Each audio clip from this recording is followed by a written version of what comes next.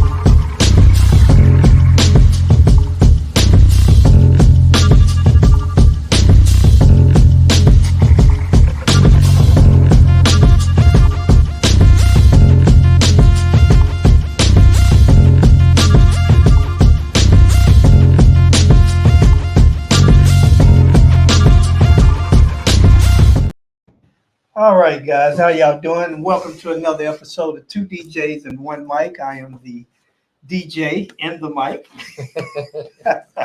I'm here with my buddy and my friend, my pal, DJ JP in the house, and we're blessed to have the great Ross Akselrad. Did I say it right? Akselrad, yes. Akselrad. God, All right. Akselrad. And before we jump into the show, we have to thank our sponsor. Curator Live is now the official sponsor for the Two DJs and One Mic podcast. Looking for a perfect photo booth software? Look no further than Curator Live.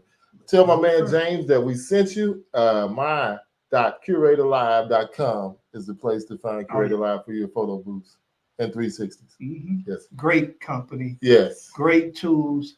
Simply wonderful. Yep. Also, we have to thank EV for being one of our sponsors also. So yes. Big shout out to EV for setting us up with those speakers and letting us do all that good stuff. So, all right, let's get into it, man. We got a great show lined up for tonight. Right? All right. Well, do your thing, Jeffrey. All right. Let's get into the. So, at what age did the DJ bug hit you, and how did you go about acquiring your first DJ setup? That's a good question. DJing kind of fell into my lap when I was around 10 and a half, 11 years old. My camp counselor was a DJ, and I was the only one in the bunk that didn't give him any crap. So he invited me to DJ a camp overnighter with him, and I came out and he taught me how to use the equipment. Gave me $20 for the 2 hours, and I was like, wow, this is amazing. A whopping 20. Yeah, it was a whopping 20. But when you're 11 years old, that's a lot of money. Yes, it is. Yes, it is. So you're like, wow, okay. And I kind of got the bug then, because that Monday he asked me, he's like, listen, I could really use some help at other events, and I would love to bring you out. And I was like, great. Now this is where that $20 turns into something different, because he ended up giving me $20 for a 5-hour wedding the next weekend, and I was like, okay. It was a setup. But once again, when you're 11 years old, it's still $20 a lot of money and stuff. Oh yeah. But I worked with him for about 5 years. He taught me how to DJ, he taught me how to MC, how to run events, so on and so forth. The last year I was with him, I was doing my own events for his company, and then unfortunately, we parted ways when he brought his brother into the business. But my parents, they said, listen, is this something you want to do? And I was like, yeah. And they said, well, we'll buy you your first set of equipment if this is something you're serious about. And at 16, we drove up to Connecticut to, it was like Connecticut Bar and Nightclub Supply Company. And that's where I got my first set of EVs and amps and all that stuff. Me and my stepfather drove all the way up there from Philly and drove all the way back, and that was the start of my first. So no DJ stores in Philly? There were, but you know what? They were giving me such a deal up in Connecticut; it was worth the drive. Oh, wow. It was amazing. There was one DJ store here that a lot of the DJs got equipment from, and I'm not lying, they were probably $500 to $600 more on a lot of the items because they were the only one. They were the only one, so they could they had everybody's attention, and everybody in Philly wanted to be a DJ. Wow, like supply and demand. It's a beautiful thing, and you kind of hit on the next question. So we'll go ahead. Go ahead.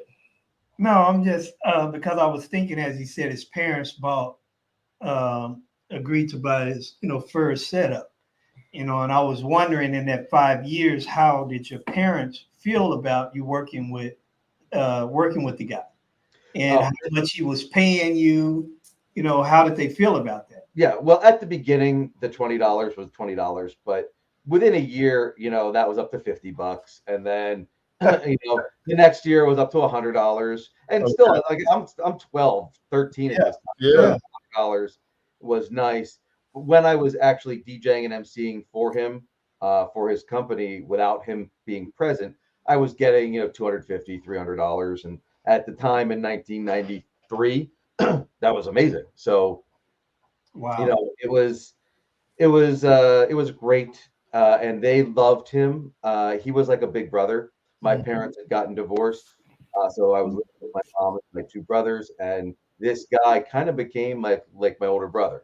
He took That's cool. He took me to see The Adventures of Ford Fairlane when I was 13 years old. Like what an older brother would do, right? And it was just a nice experience with him. And unfortunately, I just didn't get along with his brother when his brother came into the business, and we didn't talk for a while. But years later, he got back in touch, did some events for me, and we're still close now. Like we talk every now and then now. So that's cool. So, well, you answered one of the questions. Do you remember how much you got paid for the first gig? And that is $20. Yeah. And how did you feel about that first payment? You felt great, but you didn't know that you were getting abused a little bit, just a little bit. But a little bit. When you look at it though, from this point of view, first let me give a shout out to Alejandro and Alex. When you look at it from this point of view, there's really no amount that you can put on knowledge, because of that influence. How many years now? Over 30 years. You're in the business, and you're doing something that you have, grown a great love for. I would assume, it has to be something that you like, So that experience, man, it's priceless. Yes, I agree. I credit him all the time for teaching me everything, and that was like my base knowledge. And obviously, when I got out on my own, opened up my own business when I was 16, I had to learn a lot of stuff the hard way. That just comes with the lumps. But he gave me that knowledge, and as you said, it was priceless, because it set me up to be a lot more ahead than I probably would have been if I just said, "Hey, I want to be a DJ." And wow. So with so you mentioned that you had a lot to learn at the tender age of 16. So can you give us some of those examples, or as some people would say, some of the horror stories? Sure. I'll give you a couple different style ones. So the biggest thing I had to learn was how to get clients, because he got all the clients. I just did the events. So okay. I had to learn how to advertise. And back in the early 90s, 94, when I opened up my company, there was no internet. So it was advertise in the local newspaper or the local, we did a lot of bar and bat mitzvahs. So there was a local Jewish newspaper. So I had to advertise there. I went into the local newspaper and said, "Hey, I also do these kinds of events and these kinds of events." And it was just a lot of that. It was a lot of doing free things. Like I would cold call organizations, community events, say, "Listen, I'll come out and do DJ for free," because I wanted to get my name out there and just get out there. And that was all stuff I had to learn, because I was never taught that stuff. He taught me skills. He taught me how to mix. He taught me how to read a crowd, what music to play. He taught me a lot about music, not just like stuff that I liked stuff. So it was really great from that particular standpoint. But pardon me, the business aspect was stuff I had to learn really quickly and really hard. But if you want a quick little example of something I had to learn on the job as being a DJ, I was doing a bar mitzvah, and for a bar mitzvah, we go through the timeline. We talk to the clients. One of the big formalities is the candle lighting ceremony, and the candle lighting ceremony takes about a half an hour, or at least it did back then because we were mixing everything on record and CD and tape. So I'd already talked about the timeline with the caterer. We were all on the same page. And in the middle, like 3 candles into the candle lighting, he comes up to me behind the scenes and he says, "How much longer the food is ready?" I said, "Well, it's not supposed to be out for another 40 minutes because we have this and we have this and we have this that we have to do beforehand." He's like, and he ran off kind of pissed off. About a minute later, in the middle of the kid saying, "Grandma, please come up and light this candle," the guy pulled my plug right out of the wall. Pulled my plug right out of the wall. What? And I was like, "What's going on?" We quickly plugged it back in, got everything going, and started back up again. Literally 3 seconds into the kid talking again, he pulls my plug out again. This is the caterer? This is the caterer. And oh my God. And I go up to him, and I'm like 16, 17 at the time, right? So, and he's an adult in my eyes. He's like, an adult. So I go up to him, I said, "Well, what's going on? Why do you keep pulling my plug? Because it's going to damage my equipment if you keep doing that." And he's like, I need to get the food out now." I said, "But we're in the middle of this. Like, I can't just stop and say it's time for food, everybody, and we'll do this again later." And he didn't really give me an explanation. He just kind of yelled and he ran away. 2 candles later, pulled the plug again. Oh my God. Where are the people that were the adults? Yeah. And at this point, Dad was getting annoyed. Like the dad who had hired me was getting really annoyed. And he knew it was not me or my fault in any way. And so we got it back up again. I go and talk to the guy. I said, "Listen, you got to give us some time. I might be able to switch some other stuff around, but I need to finish this. And you're causing a scene," and so on and so forth. And so we start up again. 3 seconds later, pulls it right out. This time, before I had a chance to go over, the dad pushed me out of the way, went over and just yelled at him in front of his entire 200 guest event and said, "If you touch that plug one more time, you're going to have to answer to me." He literally went to the payphone, because back then not cell phones as much.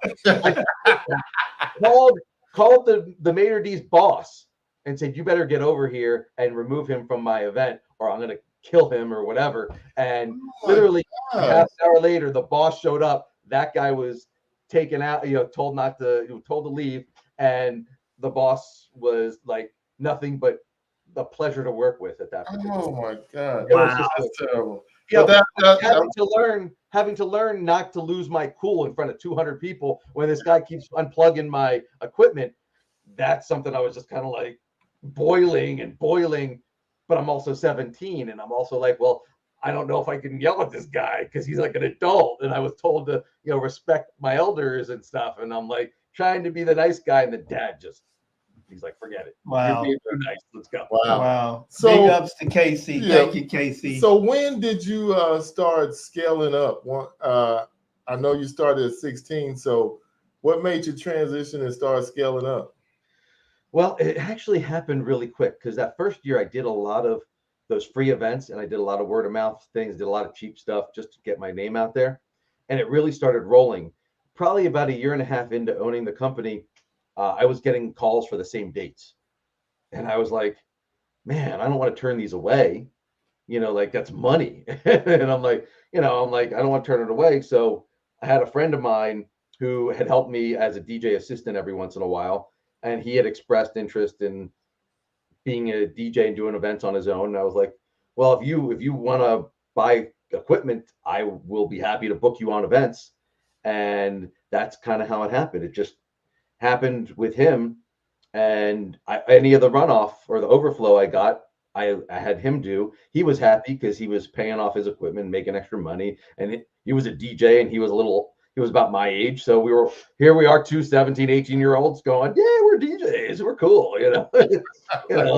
and he used it to get the girls, and I was like, okay, Oh, I'm trying to there's be always a girl, always a girl.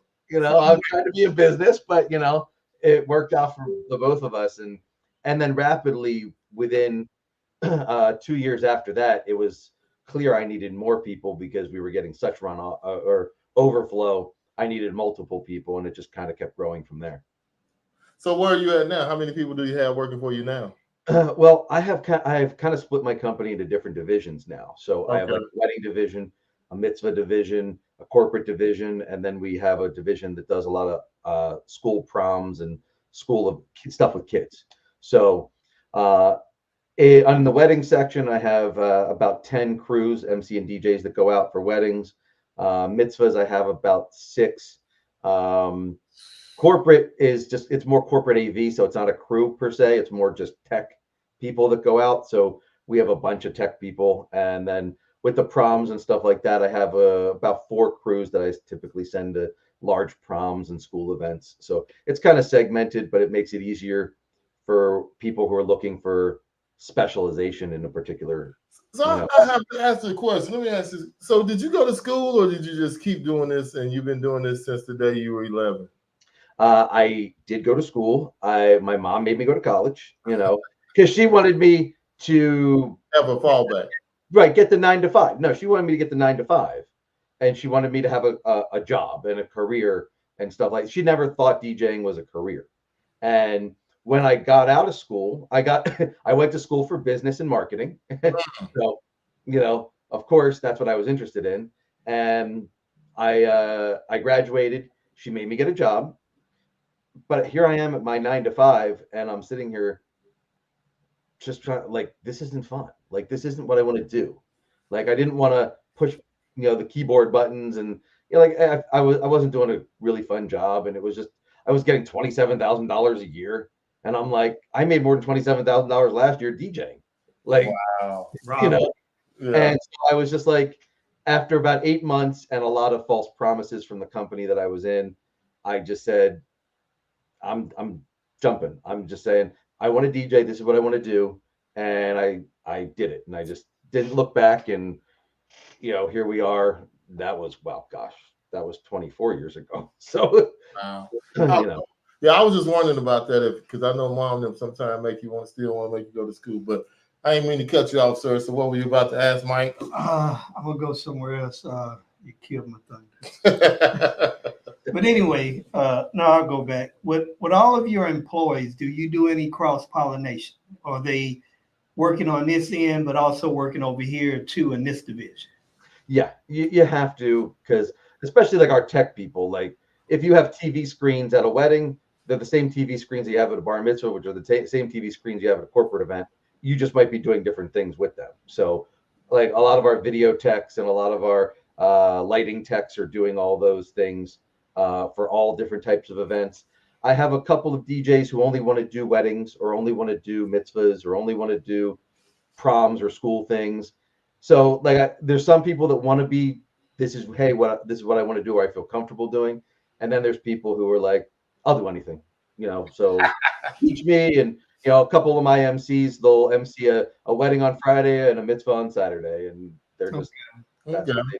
So yeah, that's good. So I know we've kind of touched on the bat and bar mitzvahs.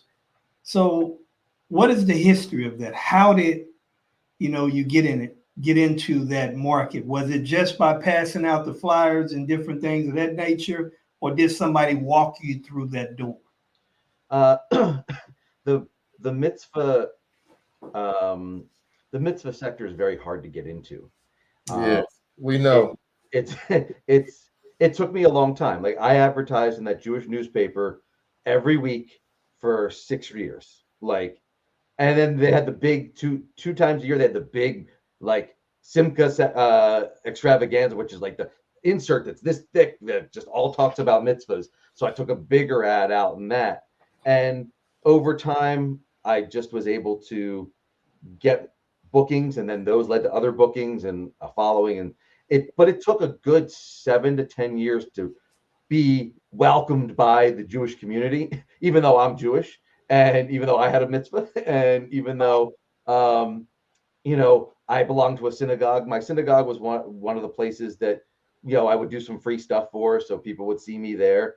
I cold called other synagogues and tried saying, "Hey, I'll do, your Hanukkah event for free," just to try to get into there. And but back in the early 2000s, a lot of the local synagogues also had mitzvah expos. So they were like a bridal show, but for people who are looking for entertainment for mitzvah, photographers, video people, all that kind of stuff.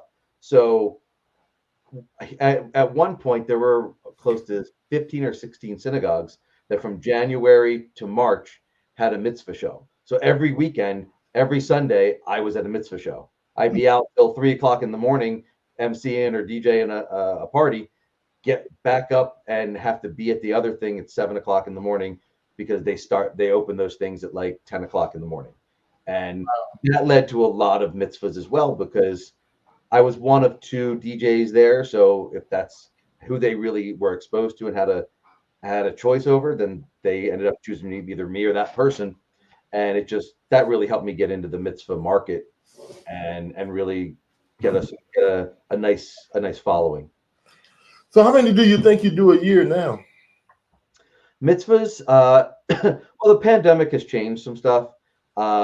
Before the pandemic, we were probably averaging 4 to 5 mitzvahs a week, every weekend. And now we're at like the 2 to 3, because during the pandemic, a lot of people found alternatives for mitzvahs.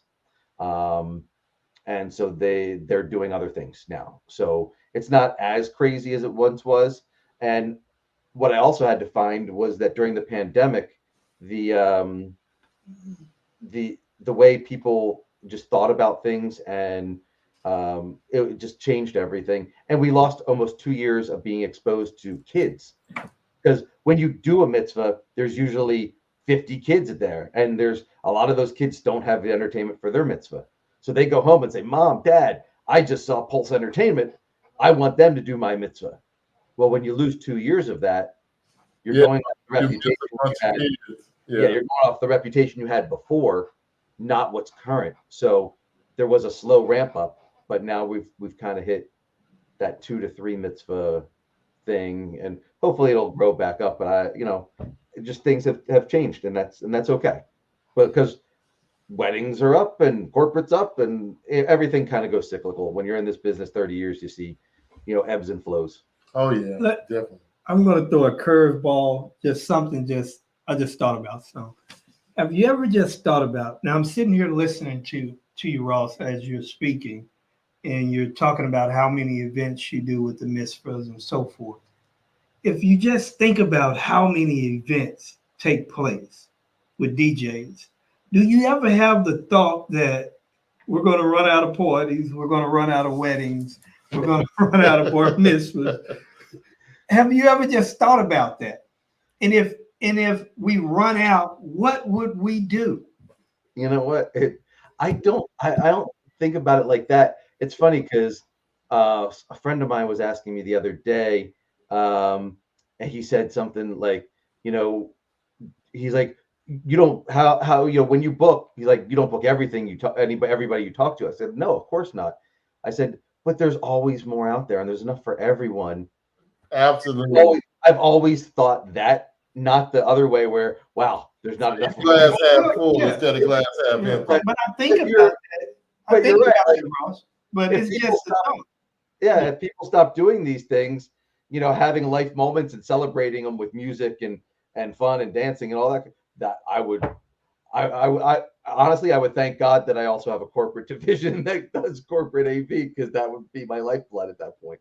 Or we'll be out on the street, with a sign, "I'll DJ for free. I'll DJ for DJ for free. So, do you have a big office warehouse, or are you still making everybody buy their own stuff? No, I after about 5 years, I started buying stuff for everyone and letting them use it. It just made it easier for me because I couldn't control other people's spending, and if they went with cheap speakers and I'm sending them to a nice event, I can't risk that. So I had to, I had to control that stuff. So I bought all the speakers, all the mixers, all back then it was the dual Denons and all these kinds of things. It was little wheels, yes, sir. Nothing like uniformity. right. And everybody had to come to the office, pick that stuff up, and then go to their event, bring it back, and lock up and stuff like that. So now we have about a 4,000 square foot warehouse. I have a couple of offices for the office staff, and I do like all my Zoom appointments right from here. So with the nice Pulse sign behind it, and then I have a handful of vehicles, a couple vans, truck, trailers, stuff like that. So I got to a point where I outgrew my garage, and then outgrew a storage unit, and I was just like, all right, I need a warehouse. So were you getting ugly eyes from your wife? Yeah, very much. That was circa around 2006, 2007, when she started looking at me like I can't walk through the garage, And I was like, okay. And then we went to a storage unit while I was looking for a warehouse, and it took a while for me to find a really good one that fit my needs because I need a lot of warehouses don't have office spaces. Yeah, or they got one office. Right, it's one little room, and then the rest is just warehouse. So this one happened to have four rooms. So I have a conference room. It's funny, I did about $25,000 of renovations in February 2020. Oh, because before the pandemic, a lot of my sales appointments were in person, where people would come to our office. Yeah. And since then, I think I've maybe had 10 people show up at this office. Yeah, I know, because I had an appointment today, and it's very rare that somebody comes in here in this office, but they wanted to come to the office. They want to do it in person. So I was like, come on in. Yeah. I want to show off the floors that I paid so much for that nobody's seen. Bring some more humans in here with us. But yeah. So we're gonna get a little bit into the technical side of this thing now. Mike got some questions he want to ask. Oh, we have questions. No, right? Mike has questions. Oh, I always have questions. So how do you feel about skilled DJs? Is it necessary in your opinion? I think so. I think anybody, I personally wouldn't send anybody out who's not trained. I think you could teach people the technical things and the basic technical things to get them through an event. It's honestly the reading of a crowd that takes the longest to learn. And, I'm sure you guys have been, when you first started, you play something and you get no response and you're like, oh my gosh, and you have to learn that might not have been the best song to play and why, and you have to reflect on those things. Crickets. Exactly. And on the flip side, when you play a song and you're like, wow, it's a banger and everybody's going crazy, you're like, yeah, I got this, and it builds the confidence. But I think a skilled person, I think they have to be proficient in the basic things. Some people think beat mixing is basic. Some people don't. I think I think you can get by without it if you do it the right way. If you have an MC, like at mitzvahs, for instance, a lot of mitzvahs are MC driven and the MC's talking a lot, and we're doing follow along dances where it's, hey, follow me. Hey, do what I'm doing. So you can make a transition without a beat mix because the MC is pretty much talking over it. Mm-hmm. However, most weddings, even, other types of events, they're expecting the beat mixing. Our proms are expecting the beat mixing. So I believe that you have to have the basic skills to get through events, the technical skills to get through events. I think it's definitely necessary. It's how far you want to take it. Like, I'm old school. I started a long time ago. Like, I don't use a lot of effects. Some of my guys use the horn and use this, and I'm like, what's that? I don't use a crossfader. I was not taught to use the crossfader. I was taught to mix with both volumes up. And that's how you mix, or you mix with one volume down, and once you get the beat, you bring the volume up, and then you let them play it, and then you bring the volume down, and but you know what? That way is almost better, because if the other song is much louder, you'll always get it right instead of the other one coming in so loud. So that's kind of a better way to do it. But that's how I was taught. yeah, either way is good. I do it both ways, but I always listen in my headphones and I can tell on the meters or either in my ear if something is really louder than the other one. So yeah, but but that's the kind of thing, like a lot of my guys use the cross meter, and I'm not going to say that that's a bad thing. I'm just like, okay, do it. Like whatever, if you have the technical skills to do certain things and use your effects and do stuff like that, fine. Just don't. All of my people, whenever I'm training MCs, DJs, I said, I need you to do it my style, because Pulse Entertainment is my style, with your own flair. So keep within the program, but feel free to put your stamp on it, because you'll stand out when somebody's at the event, and when somebody calls and says, hey, I just saw so-and-so, it's because you did something right and you stood out enough that they remembered your name or whatever. So this is a question for both of you guys. So if tomorrow came and you look, on your phone in the news flash, and they said a bill is being passed for SOPs in the DJ industry, and we need your vote, would you vote yay or nay? For standard operating procedures? Yes. Absolutely. Yes. I mean, I'm advocate. No, I'm just asking because I'm an advocate for certification and know-how and all of that, but you don't even have to ask me that. I don't know. Now you need to ask Mr. Akselrad what he meant, not me. You know what? I would probably agree with that, because I think, one of the things that I think is difficult when you're in the DJ business is, I charge a premium for my experience, my equipment, my own insurance. Like I do everything right, and then, so let's say I'm charging $2,500 for a wedding, and then there's always the guy who charges $350 or $400. And I think standard operating procedures would bring that all so that we're at a more premium dollar and considered to be a professional, because a lot of the times, unfortunately, I think in this business, the general public views us as we spin music. Yeah. That's all you do, or you just push play, and that's not the case. For a lot of us, we do a lot more than just push play. A lot more than just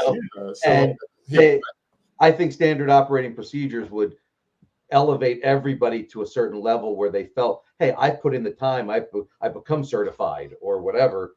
So I believe I should be charging that same premium that everybody else is charging, because I think we do ourselves a disservice when you have true professionals being compared to, hey, I like to spin on the weekend, and it's not something I really take seriously. I just play music, but people equate us as the same thing, unfortunately, a lot. So I think SOP would be good.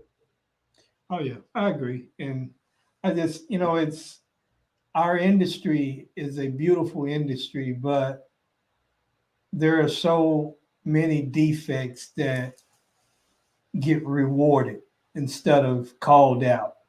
And sometimes when you stand up against something that should change, everybody wants you to sit down. And in my opinion, it's because nobody wants to change. Or willing to put in the work to get better at what they should be doing. Oh yeah. Yeah. And go ahead. Well, all you do is spin records. You think you is what you think you is, huh? DJ Quick. Yes, I'm burning back. Yeah. Oh man, yeah, it's a lot. A question. I read this in the Bible. So you said you've got to work with a lot of big acts like Salt and Pepper, the Temps, and all. Where does that come from? The production side? It's a little bit of the production side. I also had a really great relationship with a local radio station. They would hire us to do events because their street team was not qualified to do events. They would come out and their one street team person would hand out, branded stuff. Yeah. We're the ones actually DJing, and we're the ones actually entertaining everybody. So that relationship yielded a lot of opportunities with more of the popular artists like the Justin Bieber. Back in the day was like Jay Sean and Jason Derulo and they were all really great to work with, because of those relationships and stuff like that. The all-time people like the Temptations, Kool and the Gang, the Tramps and Tavares, those guys. We have a local health club around here, and the guy is like loves to make a splash. So like every few years he would have this huge party, and back in the early 2000s and stuff like that, he would bring in a huge act like the Temptations and Kool and the Gang and stuff like that. Just bring in the Temptations or Kool. Yeah, he brought them in, and he would sell tickets for like $300 a pop because you got dinner with it and whatever, and it would sell out. And I would DJ before the act went on. I would introduce the act and then also DJ afterwards, because they're not playing for a 5-hour event. They're doing like their 1-hour set or whatever of their hits. They coming in, getting their money and getting out. Yeah, they're doing their hits and then they're out. So we're the ones who provided the lighting and the sound and all that stuff, and then they just show up with all their personal instruments or whatever, and then it was really cool to introduce the Temptations. Like I get out there and I'm like and here, like, I'm young at the time. This was like 20 years ago. I'm in my 20s, and people don't think I know the Temptations because I'm in my 20s, right? You look at me, right? But I've been DJing for such a long time at that point, and I love the Temptations. And so I'm like, I'm giddy when I met them and shook their hands, and I get out there and I'm like, yeah, this is such a huge honor for me. Like I was like gushing over them, and I was like, give it up for the Temptations. It was just like, did you cut a couple moves? The mighty Temptations. If they had cell phones that took like really good, I know, man. That's time. I would like the same thing, because we missed so many moments in life and the things that we got to do because we didn't have stuff some way of capturing. Yeah, like we do now. Because boy, and then it's probably a good thing some of us didn't have cell phones too. But that's for another story. Well, this one is on you, Jeffrey. What's this one? Oh, what is one of your proudest moments in the DJ industry? Would it be the Temps, or would it be something else, or what have you done that has really just made you just? Those were great, and those are definitely career highlights. But like when I look at the DJ industry, that's not necessarily a part of the DJ industry as much. Honestly, when I performed for DJ of the Year, when way back, DJ Expo, this was 2000. Oh gosh, I want to say like 2006, 7, 8, 9, 10, around that area. Mm-hmm. It was cool because I felt like I was being recognized, for what I was doing, and then that transitioned me to being an educator, and so I went from that. Like I won Game of the Year like 3 years in a row because I came up with new games for people to play. I was always had cool new dances and stuff like that. And I was like, this is kind of neat sharing. I got a call from a DJ in Seattle. Mm-hmm. He's like, I just played that game that you taught at the DJX, and it was amazing. The kids went crazy, and I was like, there's somebody in Seattle doing a game that I invented. That blew my mind more than anything, and so that prompted me to being more of an educator and, teaching people. And for the last 10 years or so, I've been teaching it at MEX, PBX, and the DJX, and all those things, doing seminar after seminar. And I get more recognized for that now than I do anything. Is that, I get recognized for, hey, that thing you taught me last year, I used that and it worked. And to me, that's the proudest stuff for me, because it's also a good way for me to pass on my knowledge a lot. I mean, I'm 46, but I've been doing this for 35 years. Yeah. There's not a lot of people that are still, I like to consider myself in my prime, but, also have 35 years of experience. And that's a lot. Yeah. That's a lot. Yeah. So just a couple. So I guess, I don't know if you read anything about us, but that's half of our story right there. What do we, we're trying to give back to the industry. We want to have it better than what we found it. I see you already pretty much preaching the same song we did. So I know you had a great mentor, but did you run into anybody who would not tell you what a record was and all that as you're going through? And why do they do us like that? Because I mean, now of course you can Shazam it, but why was it so like that back then? I mean, it's still. Well, was it like that when you started? Well, it's funny because when I started, the guy I worked for, when we were done our event, we would meet up with his DJ buddies who all owned separate companies. And we would meet up at the diner at like 12, 1 o'clock in the morning. I'd have a grilled cheese, I'm like 11, 12, 13 years old, right? I'm having a grilled cheese fries, right? And we would just sit there for 2 or 3 hours just talking about our parties, what's going on, like ideas and stuff like that. And it was very, a lot of camaraderie. By the time I opened up my company, I was all of a sudden the enemy. Like nobody wanted to talk to me. I reached out to people that I knew and was like, hey, do you want to partner up? Like if I have an extra event, do you want it? And like, I'm always looking for things. There was only one other guy who would throw me work.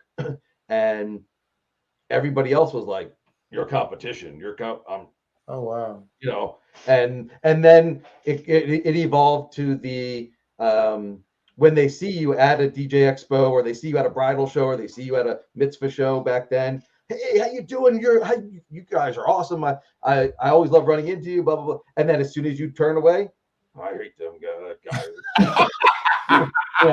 And you're just like, and you can hear it. You can hear it. Like, and it all of a sudden became like a lot of animosity.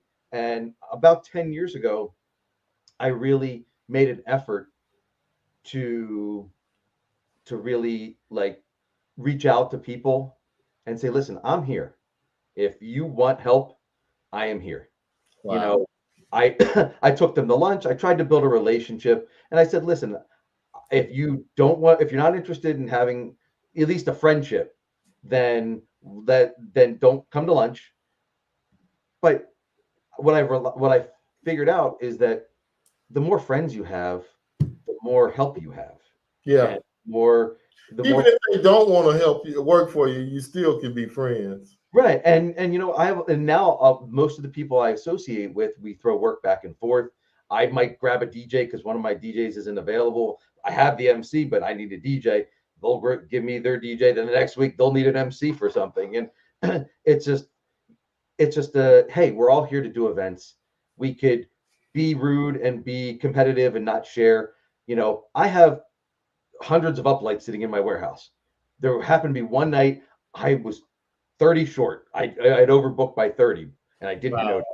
So I called my friend and I said, hey, listen, do you have 30 uplights I can either rent or he just let me borrow them. He didn't even charge me for them because I had helped him out on 3 other things. So it's better to have friends now than it is to have enemies. And back in the day, it was very much animosity, but at least the people I'm surrounding myself with now are like-minded and just want to get through each weekend.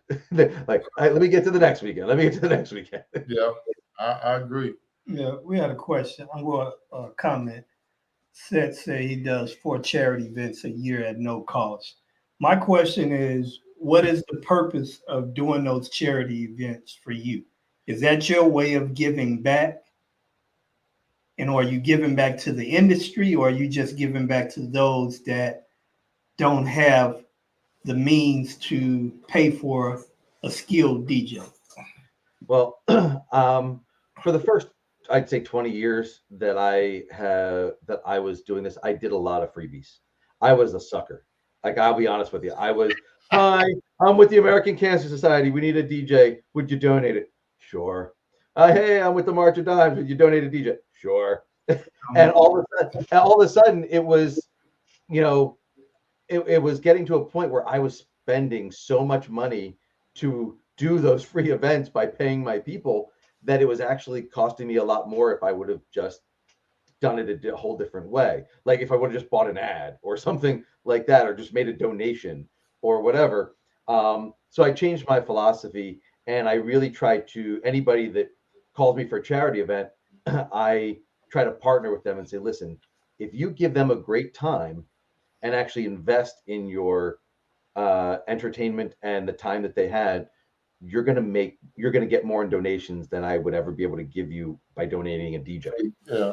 I said, so a lot of them will actually hire us now to do the event and pay us because they know that they're going to make more by having quality entertainment and quality people there. Now, there's still a handful of organizations that, like one of my dancers about 10 years ago was diagnosed with leukemia. So we did a huge thing for her. She's in remission and it worked out very well, but I still support that organization. And but at least now I get to pick and choose what I want to do and how I want to help. But I also, like my kids' school, for instance, they call me all the time for donations. I don't charge them because these schools have no money. You know, like they have nothing. So I have a whole thing. Well, I mean, at least my kids' elementary school has no money. Yeah. But like I have a whole set of carnival games and a carnival tent just sitting in my warehouse. They could be used this weekend and make hundreds of kids happy, or I can say you have to pay me for them. Yeah.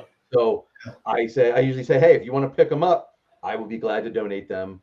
And so I kind of pick and choose the things I want to do. I usually that's my way of kind of taking care of people where I can, and not only taking care of fellow DJs. I have a lot of people that ask to borrow stuff, a lot of people that ask to rent stuff, and sometimes I don't even make them rent. I'll just lend out because I know that when I'm in a pinch, I'm going to need their help, and they're more likely to say, yeah, I'll give you a hand. Okay. So when you see this statement, what does that It means go Birds. As you noticed in the background back there, I saw that. I didn't see it in the corner back there. Yeah, it just jumped out. That's one of my prized possessions right there. It's a signed autograph Brandon Graham while he's sacking Tom Brady in the Super Bowl photo. So Wow. that is like one of my all times right there. And then obviously I have my Eagles stuff over there.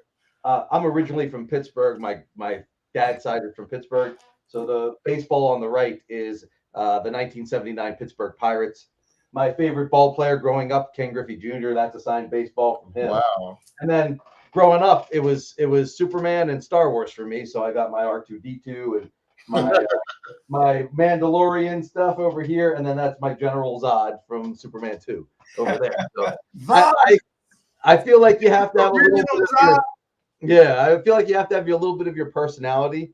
I can't tell you. I was doing a Zoom with a client the other day, and she's like, "Is that Brandon Graham sacking Tom Brady?" I said, "Yeah, and it's signed." And she's like, "Wow, you just went to the top of my list of people I'm fighting."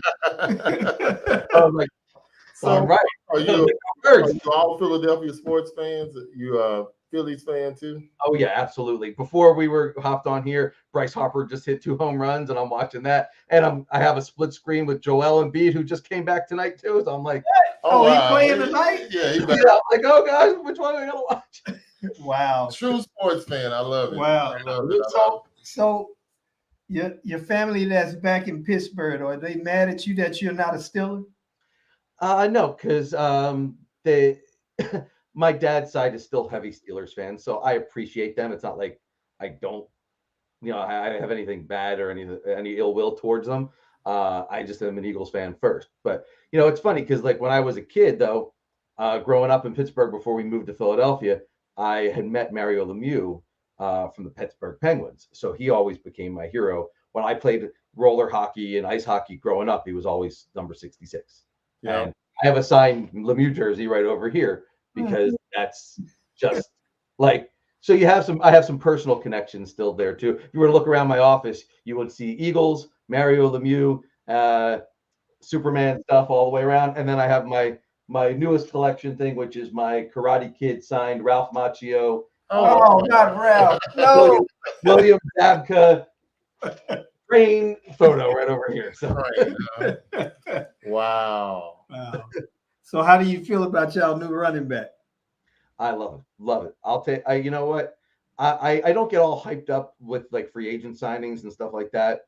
But I was excited. I'll be honest with you. I don't like the fact that we just lost Hassan Reddick, but it is what it is.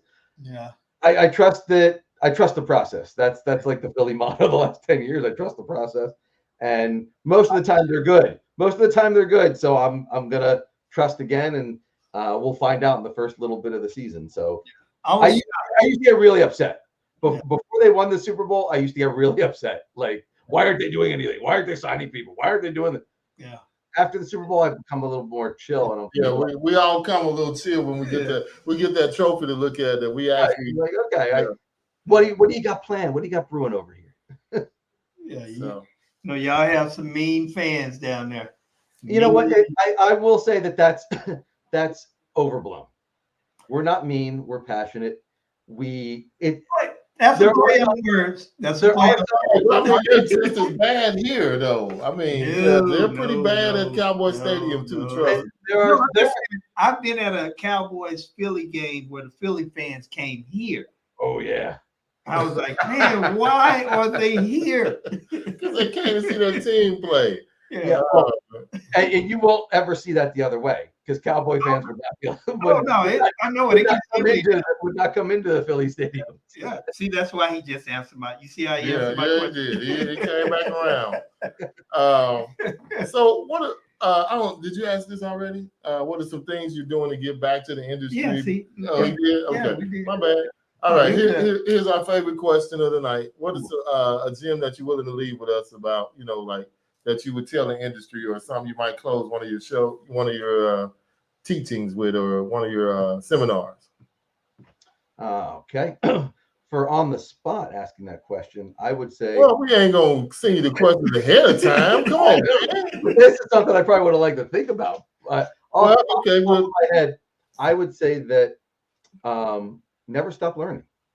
I am 35 years in this business. And I pick the brain of all my people all the time.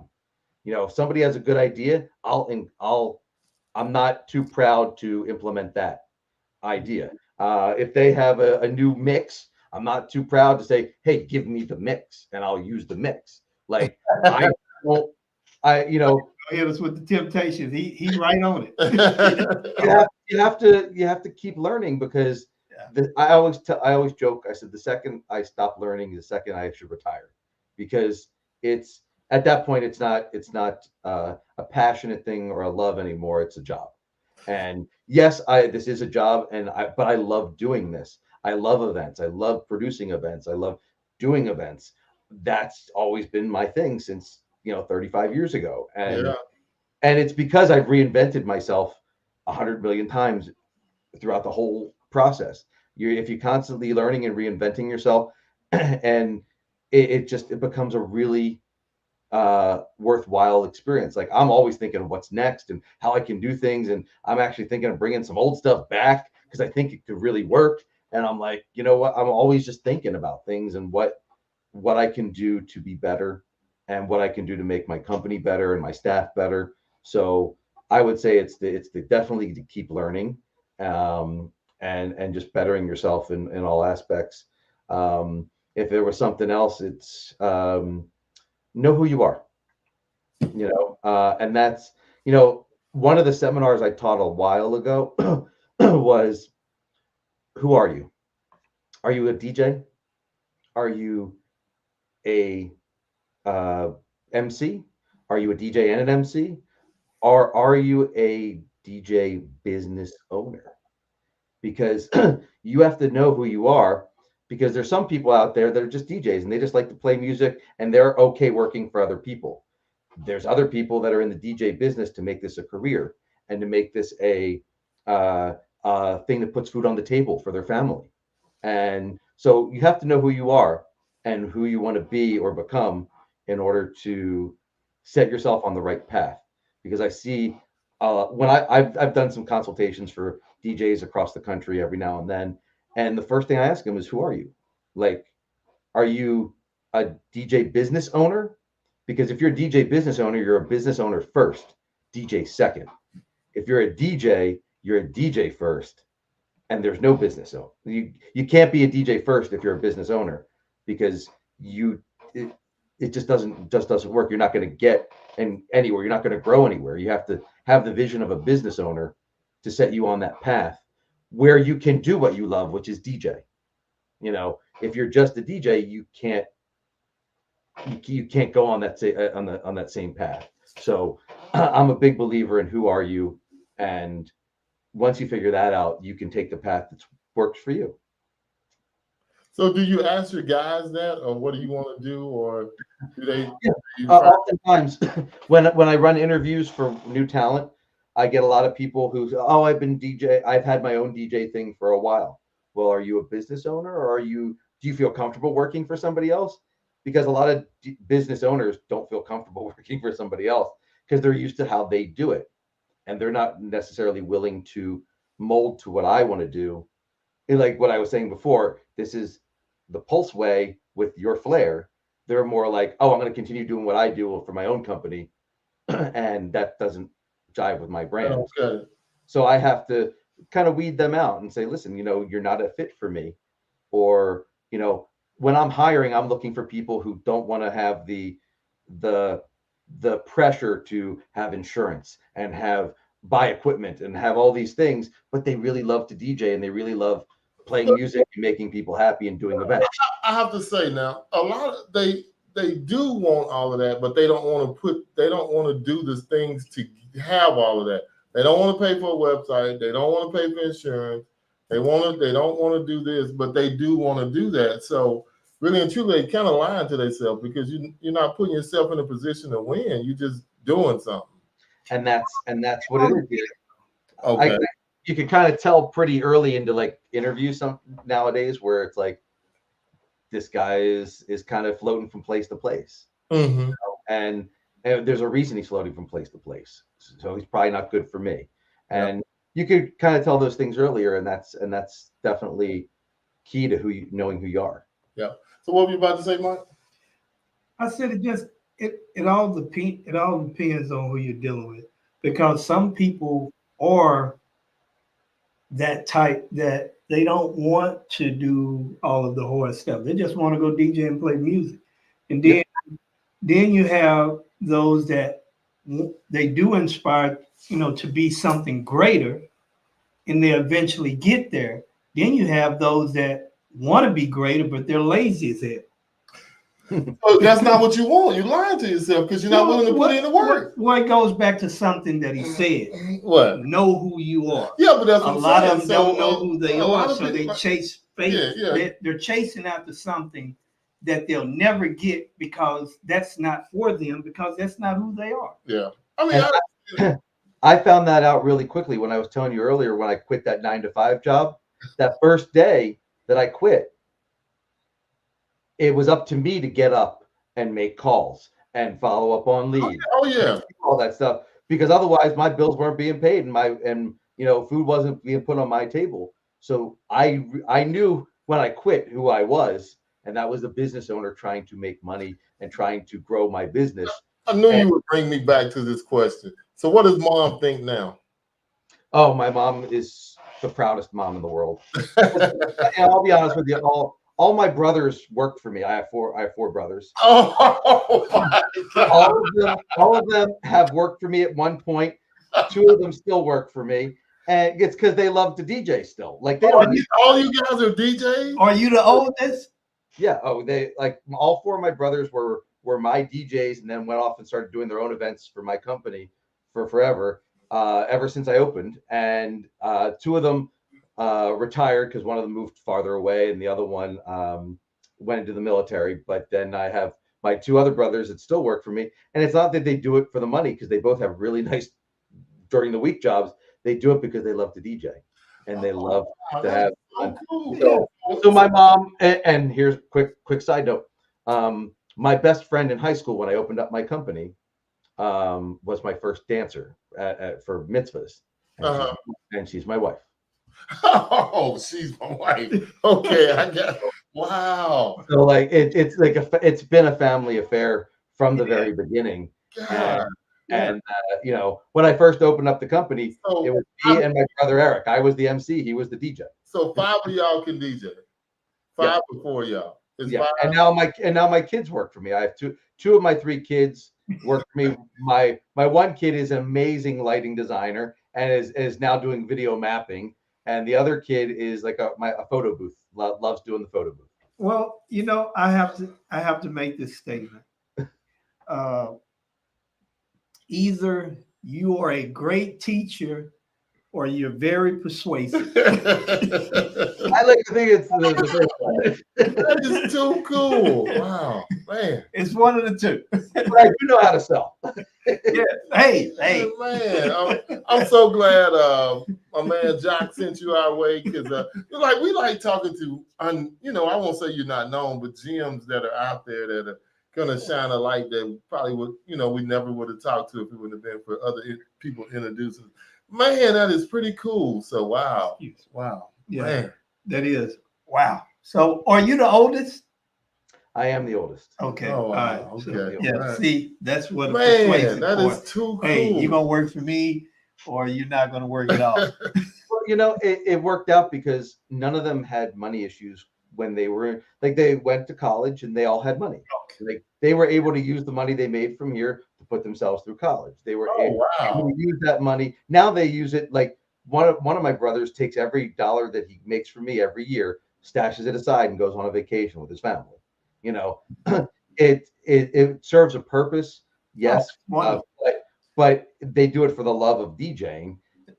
But it also serves a purpose. Like it made their lives easier from the time they started working with me at an early age, even until now, because it's still paying off in all sorts of ways. What do they do mostly? Bar mitzvahs or well, my two brothers can do any type of events. So they can do weddings, mitzvahs, corporate, schools, whatever. Like this weekend, I have one brother doing a mitzvah and the other brother's doing a prom.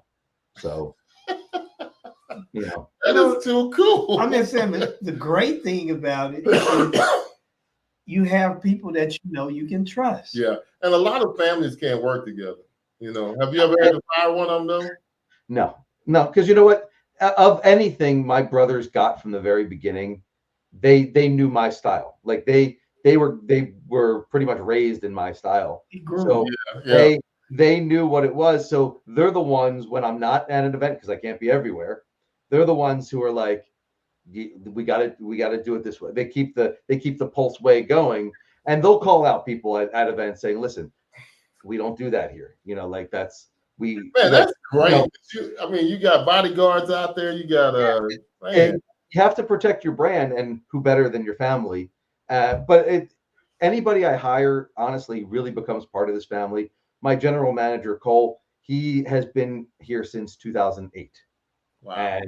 And I always tell people I don't lose people because I don't treat them well and I don't pay them well, and I don't lose people like that. I lose people because they retire. They just want to be done.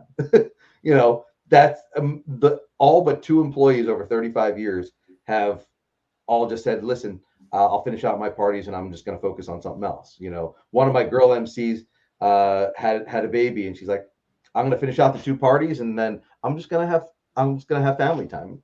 Yeah. Fantastic. And I was invited to the kids' birthday party, and I'm invited to all their weddings and stuff like that, because it becomes really like family. A lot of my dancers and DJs look at me like as the big brother, and stuff like that. So they'll like, it's funny. I was reminiscing with one of my dancers who no longer works for us, but she's now 32 years old. I knew her when she was 13, and I did her bat mitzvah, and then she started dancing for me 2 years later. And I've been through all of her life moments for the past, 20 years almost. Wow. And she's like, whenever I see her, she's like, hey, big bro, and that's how it's really become, Man. So, hey, when you rewatch this, make sure you ask yourself that question: who are you? Yeah. And we're going to start referring you as the Godfather. Yeah. And did you watch Suits? I love Suits. I'm sure you did. Bobby Axelrod. My wife was watching it before I left to come back. That was one of my favorite shows this summer. But hey, brother, we really want to thank you for taking this hour out your day and your family time and all that good stuff, and just jumping on with us. And we can't wait to meet you in person somewhere at a conference. We're going to definitely keep in contact so we can hook up and sit down and break bread and have a drink or two together somewhere. Sounds like a plan to me. Yeah. Thank you for having me, guys. I really no problem. No problem. Thank you, sir. Have a good evening. You too.